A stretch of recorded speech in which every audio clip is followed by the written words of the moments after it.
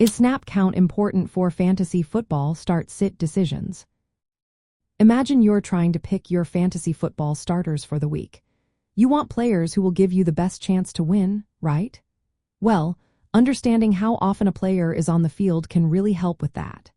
Snap count is a key stat that shows how many offensive plays a player participates in during a game.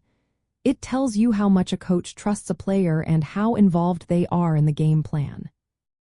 If a player has a high snap count, they are on the field for most of the plays. That means more chances to get touches, catch passes, or run the ball. For example, a wide receiver with a high snap count is more likely to see targets, which means more points. A running back with a high snap count often gets more rushing attempts and catches, boosting their fantasy value. But snap count isn't the only thing to look at.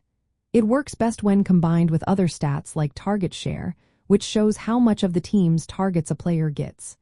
Even if a player is on the field a lot, if they get few targets, their scoring chances drop.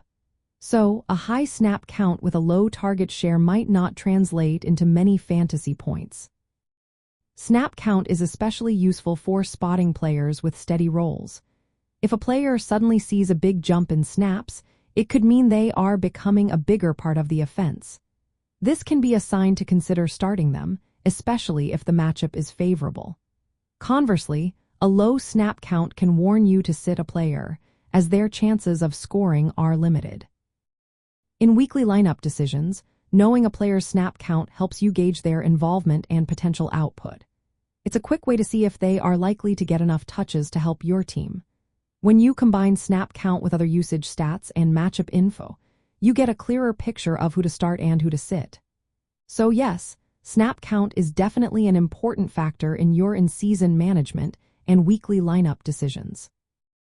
It helps you make smarter choices based on real game involvement, not just reputation or past performance.